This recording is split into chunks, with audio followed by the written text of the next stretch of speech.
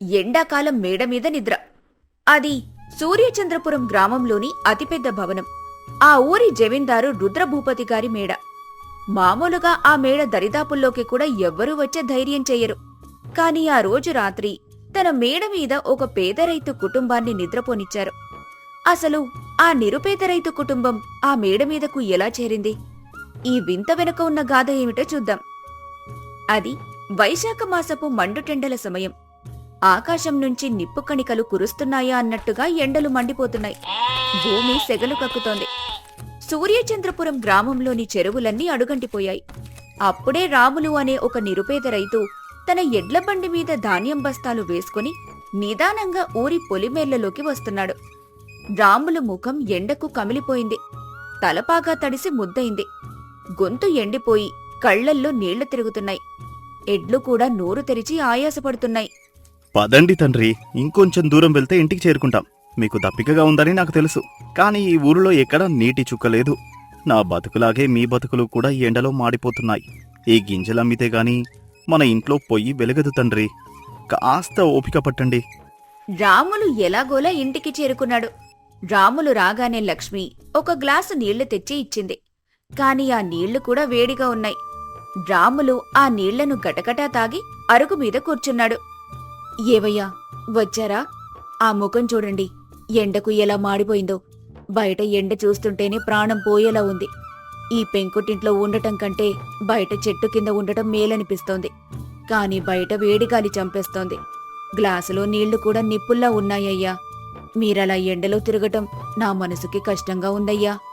మీ ముఖం చూడండి, నిప్పులో వేసినట్టు కందిపోయింది. ఈ పూటకి గంజి నీళ్లు తాగి పడుకుంటే రేపటి సంగతి ఆ దేవుడే చూడాలి.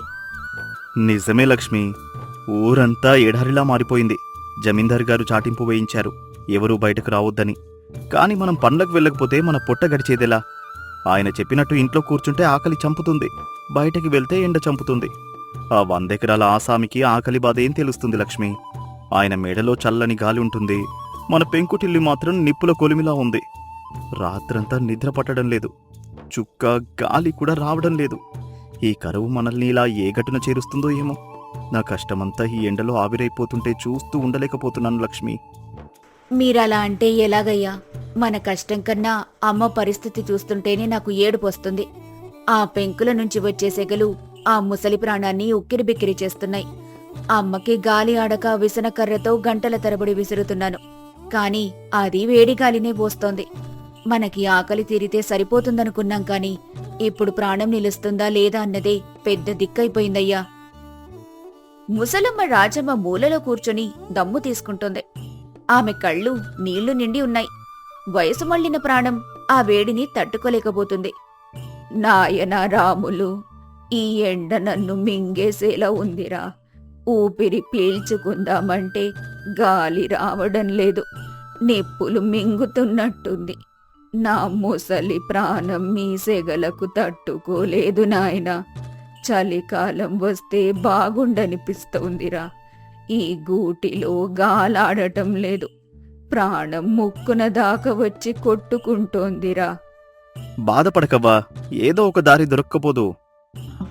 అప్పుడే వీధిలో జమీందారు గారి చాటింపు వినిపించింది. ఓహో, సూర్యచంద్రాపురం గ్రామ ప్రజలారా, ఎవరూ మధ్యాహ్నం వేళ బయటకు రావద్దు. వడదెబ్బ కొట్టే అవకాశం ఉంది. ఇది జమీందారు గారి ఆజ్ఞ అని చాటింపు వేస్తారు. రాములు, లక్ష్మి బయటికొచ్చి చూశారు. పక్కింటి సుబ్బమ్మ కూడా అరుగు మీద కూర్చొని ఉంది. చూసావా సుబ్బమ్మక్క, జమీందారు గారు బయటకి రావద్దని ఆజ్ఞ వేశారు. కాని మన పరిస్థితేంటి? బయటికెళ్ళకపోతే తిండి దొరకదు, వెళ్తే ఎండ చంపేస్తుంది. ఈయన మంచోడు చెడ్డవాడు అర్థం కావటం లేదే. ఏముంది లక్ష్మి, జమీందారులకి అన్నీ ఉంటాయి. వాళ్ల మేడల్లో చల్లని గాలుంటుంది, కుండలో చల్లని నీళ్లు ఉంటాయి. మన బతుకులింతే, కష్టపడితే కాని ముద్ద నోట్లోకి వెళ్ళదు. ఆయనకేముంది, ఏదో ఒక ఆజ్ఞ వేస్తాడు. మన చెమట చుక్కల విలువ వాళ్లకేం తెలుసు? మన ఆకలిని చూడనాయనా, మన ఆరోగ్యం గురించి చెబుతుంటే నవ్వొస్తోందే. అదే నా ఆలోచన కూడా సుబ్బమ్మక్క. మనకేమీ కాకూడదు అని బయటకు రావద్దంటున్నాడు. మరి మనం ఆకలితో చావకుండా ఏం చేయాలో ఆయనకు తెలియదా? మన ఆకలికి ఆయన చెడ్డవాడనాలా లేక మన ఆరోగ్యం మీద ఆయనకున్న మంచితనానికి మంచివాడనాలా? ప్రాణం పోయేటప్పుడు ఈ ఆలోచనలే వస్తున్నాయి. ఏదైనా కాని రాములు, మనలాంటి వాళ్ళకి ఎండాకాలం ఒక శాపం.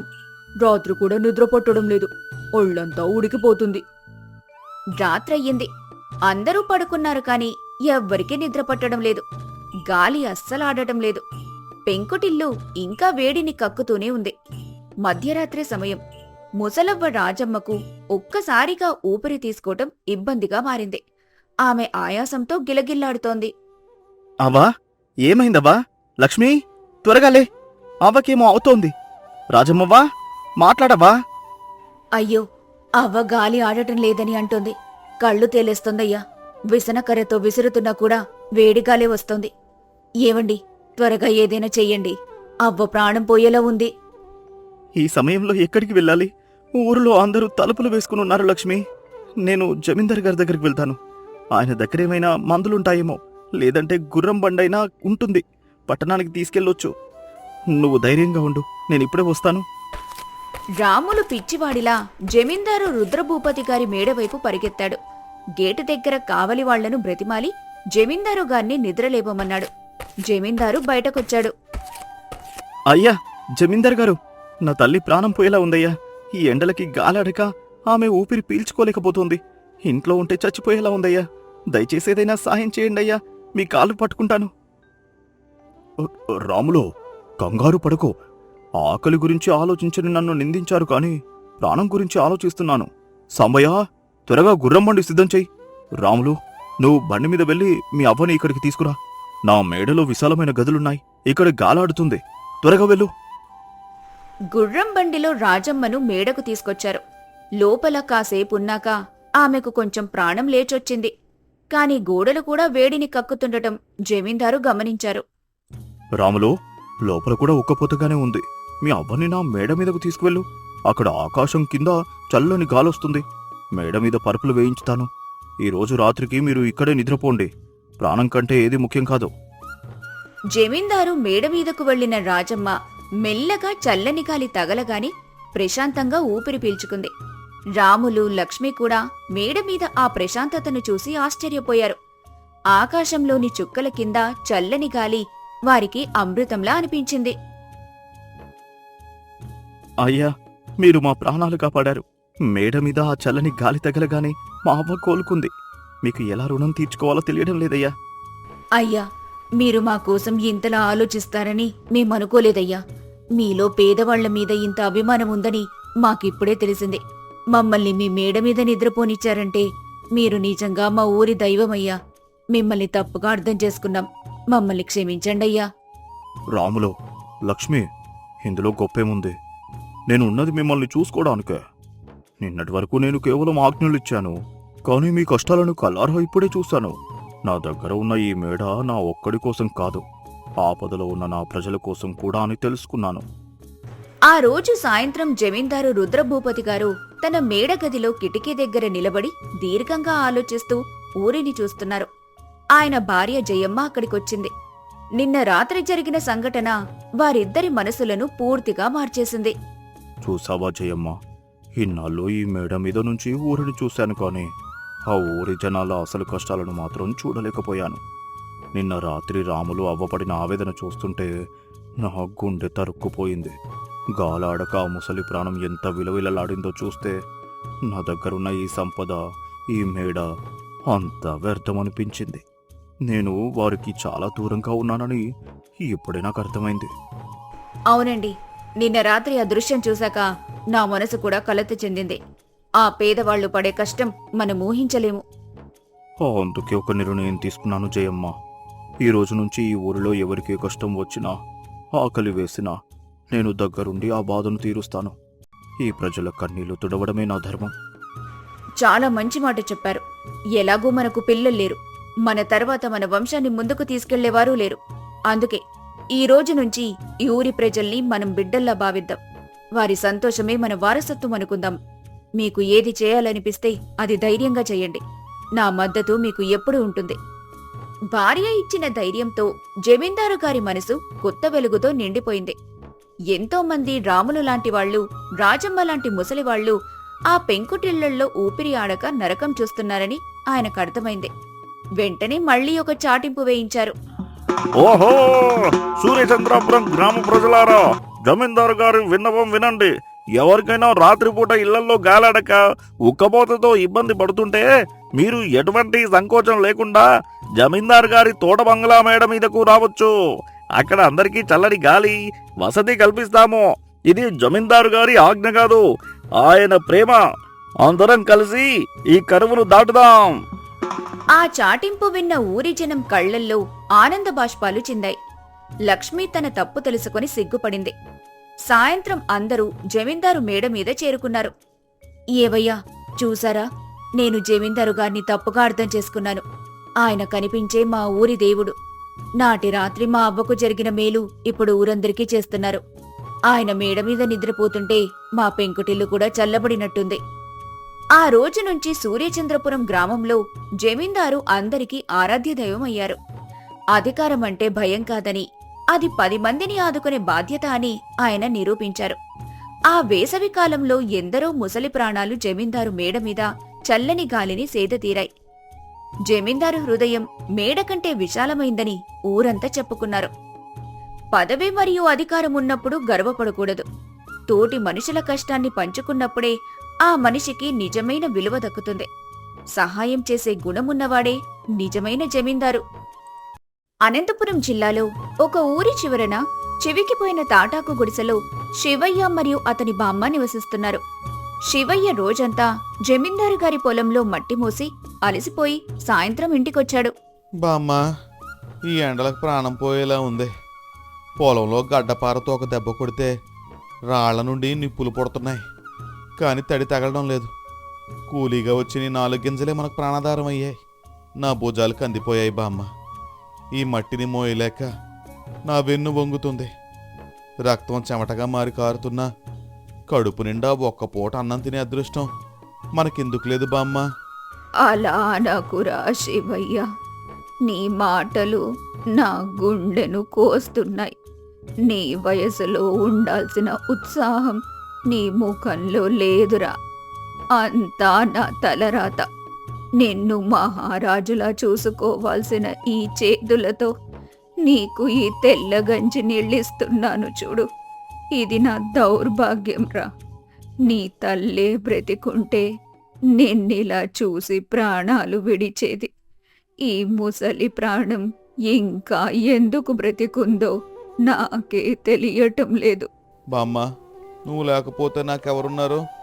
కానీ ఆకలి మంట భరించలేకుండా ఉంది. ఊర్లో వాళ్ళందరూ విందులు చేసుకుంటుంటే మన గూళ్ళో మాత్రం ఈ సమం లాంటి నిశ్శబ్దం ఎందుకు?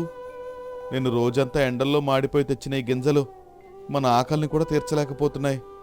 రేపు పని దొరక్కపోతే మన గతేంటి బామ్మ? ఈ మండుతున్న ఎండలో రోజంతా ఎండలో మాడిపోయి తెచ్చిన ఈ గింజలు మన ఆకలిని కూడా తీర్చలేకపోతున్నాయి. రేపు పని దొరక్కపోతే మన గతేంటి బామ్మ? ఈ మండుతున్న ఎండలో మనం ఇలాగే గాల్లో కలిసిపోవాల్సిందేనా? నీ బాధ నాకు తెలుసురా శివయ్య. అందుకే అంటున్నాను, నా కాలం దగ్గర పడిందిరా. రేపు నేను కన్ను మూస్తే నిన్ను చూసుకునేదెవరు? నీకొక తోడుంటే చూడాలని ఉందిరా. నీకు పెళ్లి చేసి ఒక ఇంటి వాణ్ణి చేస్తే నా మనసు ప్రశాంతంగా వెళ్ళిపోతుంది. కనీసం నీకు అన్నం వడ్డించే ఒక జీవం ఈ ఇంట్లో ఉంటే నాకు అదే చాలురా. బామ్మ, మన గురించి నీకు తెలీదా? పొద్దున్నే లేచి కూలికి వెళ్తేనే మనకి గంజి మెతుకులు దొరుకుతాయి. మన ఈ నిరుపేదరికాన్ని, ఈ చిరిగిన చొక్కాలని చూసి ఎవరు పిల్లనిస్తారు? నన్ను చూసి జాలిపడేవాళ్లే తప్ప తమ బిడ్డనిచ్చి కష్టపెట్టాలని ఏ తండ్రి అనుకుంటాడు? ఈ గుడిసెలోకి ఏ ఆడపిల్ల వస్తుంది బామ్మ? నా బ్రతుకి ఇలాగే ఈ మట్టిలో కలిసిపోవాల్సిందే. నువ్వెప్పుడు నా పెళ్లి గురించి ఆలోచించి నీ ఆరోగ్యం పాడు చేసుకోకు. పడుకో బామ్మ. మరుసటి రోజు మధ్యాహ్నం శివయ్య పొలానికి వెళ్తాడు. బామ్మ గుడిసె ముందు చింతగింజలు ఏరుకుంటూ కూర్చుంది. అప్పుడే ఒక యువతి వగురుస్తూ కాళ్లు బొప్పలెక్కి భయంతో వణికిపోతూ పరుగున వచ్చి బామ్మ కాళ్ల మీద పడింది. ఆమె కళ్లల్లో ఏదో తెలియని ఆవేదన, రక్షణ కోసం వెతుకులాట కనిపిస్తున్నాయి. అవ్వా, నన్ను కాపాడండి, నన్ను కొందరు దుర్మార్గులు తరుముతున్నారు. నన్ను మీ గుడిసెలో దాచుంచండి. వాళ్ళిటు వైపు వస్తున్నారు. అవ్వా, నేను ఏ తప్పు చేయలేదు. రా అమ్మా, లోపలికి రా. భయపడకు. ఇది పేదవాడి గుడిసె. ఇక్కడికి ఎవ్వరూ రారు. నువ్వు ధైర్యంగా ఉండు. సాయంత్రం శివయ్య ఇంటికొచ్చేసరికి గుడిసెలో ఒక అపరిచిత యువతి ఉండటం చూసి స్తంభించిపోయాడు. ఆమె ముఖం విలక్షణంగా మెరుస్తోంది. కాని దుస్తులు మాత్రం దుమ్ముతో నిండి ఉన్నాయి. ఎవరు నువ్వు? మా గుడిసెలోకి ఎందుకు వచ్చావు? ఈ ఊర్లో నేను ఎప్పుడు చూడలేదు. నా పేరు సుమతి. నాకెవ్వరూ లేరు. మా అమ్మ నాన్నలు చిన్నప్పుడే చనిపోయారు. పొరుగురి నుండి పని కోసం వస్తుంటే కొందరు నన్ను అల్లరి చెయ్యాలని చూశారు. ప్రాణాలు రక్షించుకోవడానికి ఇలా మీ ఆశ్రయం కోరాను. బామ్మ, ఈ రాత్రికి ఆమెనిక్కడే ఉండనివ్వు. రేపు పొద్దున్నే ఆమెను వెళ్ళిపోమని చెప్పు. ఊరి వాళ్ళు చూస్తే లేనిపోని మాటలు అంటారు. మనకున్నదే తక్కువ, అందులో ఈమెకి చోటెక్కడా? అలా అనకురా శివయ్య. ఆ పిల్ల కళ్ళల్లో నిజాయితీ ఉందిరా. ఈ రాత్రికి ఇక్కడే ఉండనివ్వు. ఆ రాత్రి శివయ్య గుడిసె బయట పాత మంచం మీద పడుకున్నాడు. లోపల బామ్మ సుమతి మాట్లాడుకుంటున్నారు. అవ్వా, మీ మనవడు చాలా కష్టపడే మనిషిలా ఉన్నారు. ఇంత పేదరికంలో కూడా మీరు నన్ను ఆదరించారు. ఈ లోకంలో ధనమున్న వాళ్లకంటే మంచి మనసున్న మీరే గొప్పవాళ్ళు. అవునమ్మా, శివయ్య బంగారం లాంటివాడు. కాని వాడు తన గురించి ఎప్పుడూ ఆలోచించడు. నా కోరికల్లా వాడొక ఇంటివాడు కావాలని. సుమతి, నీకు ఎవ్వరూ లేరన్నావు కదా. నా మనవడిని పెళ్లి చేసుకుంటావా? వాడు నిన్ను కళ్ళల్లో పెట్టుకొని చూసుకుంటాడు. మా దగ్గర ధనం లేదు కాని ప్రేమ ఉంది తల్లి. సుమతి కాసేపు మౌనంగా ఉండిపోయింది. శివయ్య కాయ కష్టం, అతని నిజాయితీ ఆమెకు నచ్చాయి.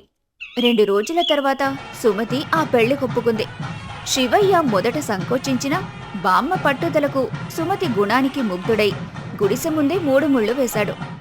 పెళ్లి జరిగిన కొద్ది రోజులకే బామ్మ ప్రశాంతంగా కన్ను మూసింది. శివయ్య సుమతి ఒంటరిగా మిగిలారు. ఒకరోజు సాయంత్రం ఊరి మధ్యలోకి హంగు ఆర్భాటంతో ఒక పెద్ద గుర్రపు బండి వచ్చింది. అందులో నుండి పక్క ఊరి వడ్డీ వ్యాపారి దిగాడు. ఏరా శివయ్య, నా కూతురు ఎక్కడుందిరా? నా కూతురు నీలాంటి భిక్షగాడింట్లో దాక్కుందని తెలిసొచ్చాను. అసలు నీకెంత ధైర్యం ఉంటే నా కళ్ళు కప్పి నా బిడ్డనెక్కడ దాస్తావు? అయ్యా, మీరెవరండి? నా భార్యని మీ కూతురు అంటున్నారేంటి? ఆమె అనాథని ఆశ్రయం కోసం వచ్చిందని పెళ్లి చేసుకున్నాను. మీ మాటలు నాకేమీ అర్థం కావడం లేదండి. అనాథ? నా కూతురు సుమతి అనాథ అనుకున్నావా? ఈ వడ్డీ వ్యాపారి ధనశేఖర్ బిడ్డరా తను. సుమతి, బయటికి రా. నీకోసం మీ నాన్ననొచ్చాను. నేను అనాథనే నాన్నగారు. మీలాంటి పాపాత్ముడి కూతురుగా ఉండటం కంటే ఈ పేదవాడి ఇంట్లో నిజాయితీగా బతకడమే మిన్నా అనిపించింది. సుమతి, ఇదంతా ఏంటి? నువ్వింత పెద్ద ధనవంతుడి కూతురివా? మరి నాకెందుకు నిజం చెప్పలేదు? నన్ను ఎందుకు ఇంతటి ద్రోహిని చేశావు? క్షమించండి. నా తండ్రి చేసిన పాపానికి నేను ప్రాయశ్చిత్తం చేయాలనుకున్నాను. నాన్నగారు, మీ పాత డైరీ నేను చదివాను. 20 ఏళ్ల క్రితం శివయ్య గారి తండ్రిని మోసం చేసి ఆయనకున్న 10 ఎకరాల భూమిని మీరు లాక్కున్నారు. ఆ బాధతోనే ఆయన ప్రాణాలు వదిలారు. పిచ్చిదానా, అదంతా వ్యాపారం. నువ్వు ఈ మురికి గుడిసెలో ఉండడానికి వచ్చావా? అవును నాన్నగారు, మీరు పెట్టిన ప్రతి ముద్దలోనూ ఒక పేదవాడి కన్నీరుంది. అందుకే నేను పారిపోయొచ్చాను. నా తండ్రి చేసిన అన్యాయానికి నేను భార్యగా ఈయనకు సేవ చేసి తీర్చుకుంటాను. మీరు లక్షలిచ్చినా మీతో రాను. నా జీవితం ఈయనతోనే, ఈ పేదరికంలోనే. సుమతి, నా తండ్రి చావు కారకుడైన వ్యక్తికి నువ్వు బిడ్డవా? కాలం ఎంత విచిత్రమైంది. నా కుటుంబం నాశనం అవ్వడానికి కారణమైన వాడే మళ్ళీ నా గడప తొక్కుతాడని ఊహించలేదు. నీ అతి తెలివి ఆపు సుమతి. ఇప్పుడే నీతో పాటు ఆస్తి మొత్తాన్ని నా పేరిట రాస్తావా లేదా? ఆ ఆస్తి మీది కాదు నాన్నగారు, అది ఈయనది. ఆ నిజం బయట పెట్టడానికే నేనిక్కడ నిలబడ్డాను. వడ్డీ వ్యాపారి సుమతిని బలవంతంగా తీసుకెళ్లాలని చూడగా ఊరి జనమంతా జమీందారు గారి దగ్గరికి చేరారు. జమీందారు గారు గంభీరంగా రచ్చబండ మీద కూర్చున్నారు. జమీందారు గారు, నా కూతుర్ని మొరటోడు మభ్యపెట్టి పెళ్లి చేసుకున్నాడు. నాకు న్యాయం చేయండి. న్యాయం మీ వైపు లేదు నాన్నగారు. జమీందారు గారు, ఇదిగోండి మా నాన్న రాసిన పాత ఖాతా పుస్తకం. ఇందులో శివయ్య తండ్రి భూమిని ఎలా మోసం చేసి లాక్కున్నారో వివరంగా ఉంది. నేను ఆ ఆస్తిని కోరుకోవటం లేదు. శివయ్యకు జరగాల్సిన న్యాయం మాత్రమే కోరుతున్నాను. వడ్డీ వ్యాపారి గారు, మీ కూతురు మీ మీదనే సాక్ష్యం చెప్పింది. మీరు చేసిన మోసం సుస్పష్టం. ఈ క్షణం నుండే శివయ్య తండ్రికి చెందిన 10 ఎకరాల భూమిని మరియు దానికి సరిపడా నష్టపరిహారాన్ని మీరు చెల్లించాలి. లేకపోతే మిమ్మల్ని జైలుకు పంపిస్తాను.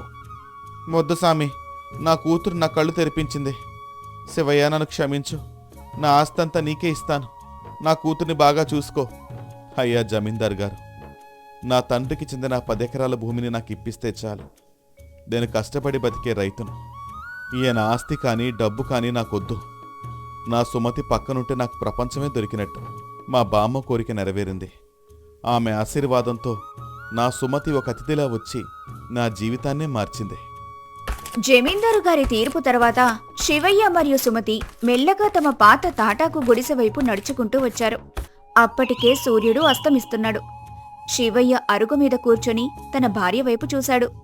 సుమతి, ఇవాళ జరిగినవని తలంచుకుంటే ఏదో కలలా ఉంది. నా తండ్రి చావు కారణమైన వ్యక్తి నీ తండ్రి అని తెలిసినప్పుడు ఒక క్షణం నా లోకం ఆగిపోయినంత పనయింది. నేను ఏ కళ్ళతో చూడాలి, ఏమని పిలవాలని నా మనసు విలవిల్లాడింది. నన్నెందుకింతటి చీకట్లో ఉంచావు? నన్ను క్షమించండి. ఆ నిజాన్ని మోస్తూ మీతో ఉండటం నాకు ప్రతి క్షణం నరకంలో ఉండేది. కానీ ఆ రోజు బామ్మగారి కళ్ళల్లో నేను చూసిన ఆశ నన్ను నిలబెట్టింది. నా తండ్రి చేసిన పాపానికి నేను బానిసలా మీ ఇంట్లో ఉండి సేవ చేయాలనుకున్నాను.